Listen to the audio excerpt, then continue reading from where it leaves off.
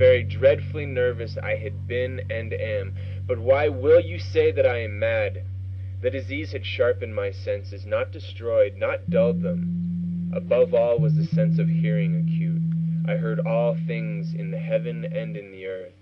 I heard many things in hell. How then am I mad? Hearken and observe how healthily, how calmly I can tell you the whole story. It is impossible to say how first the idea entered my brain. But once conceived, it haunted me day and night. Object there was none, passion there was none. I loved the old man. He had never wronged me. He had never given me insult. For his gold I had no desire. I think it was his eye. Yes, it was this. One of his eyes resembled that of a vulture, a pale blue eye with a film over it.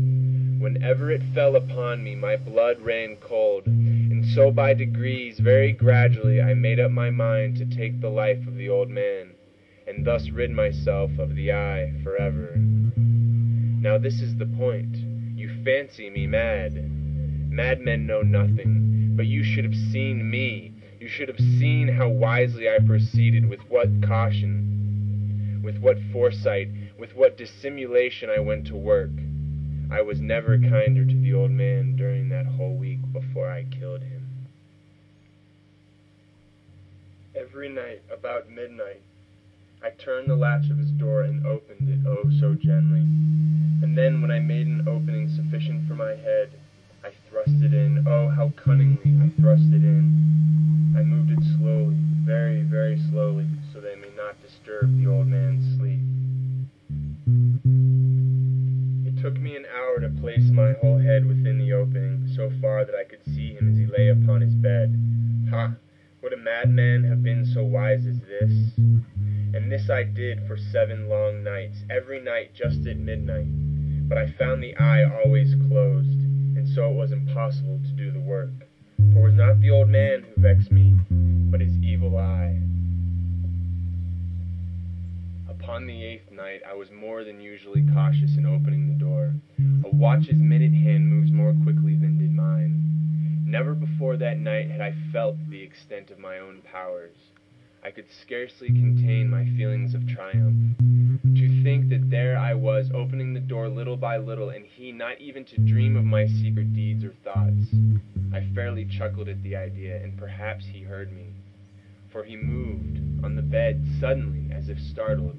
Now you may think that I drew back, but no. Presently I heard a slight groan, and I knew it was the groan of mortal terror. It was not a groan of pain or of grief. Oh no, it was the low stifled sound that arises from the bottom of the soul when overcharged with awe. I knew the sound well.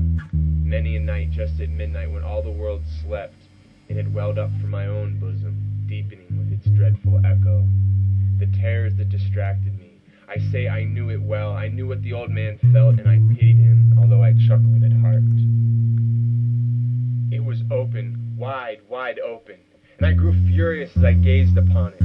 I saw it with perfect distinctness, all of a dull blue, with a hideous veil over it, that it chilled the very marrow in my bones, but I could see nothing else of the old man's. Now, I say, there came to my ears a low, dull, quick sound, such as a watch makes when enveloped in cotton. I knew that sound well, too. It was the beating of the old man's heart. It increased my fury as the beating of a drum stimulates the soldier into courage. It grew quicker and quicker, louder and louder every instant. The old man's terror must have been extreme. It grew louder, I say louder every moment. Do you mark me well?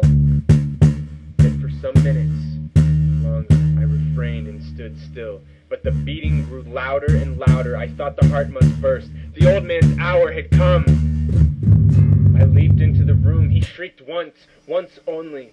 In an instant I dragged him to the floor and pulled the heavy bed over him. I then smiled gaily to find the deed so far done. But for many minutes the heart beat on with a muffled sound. This, however, did not vex me. It would not be heard through the wall. At length it ceased. The old man was dead. I removed the bed and examined the corpse. Yes, he was stone dead. I placed my hand upon the heart and held it there many minutes. There was no pulsation. He was stone dead. trouble me no more. If you think me mad, you will think so no longer when I describe the wise precautions I took for the concealment of the body. The night waned and I worked hastily, but in silence. First of all, I dismembered the corpse. I cut off the head and the arms and the legs. I then took up 3 planks from the flooring of the chamber and deposited all between the scantlings. I then replaced the boards so cleverly, so cunningly, that no human eye, not even his, could have detected anything wrong. There was nothing to wash out, no stain of any kind, no blood spot whatever.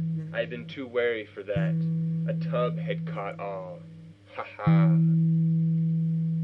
At the end of my labors it was 4 o'clock, and a bell sounded.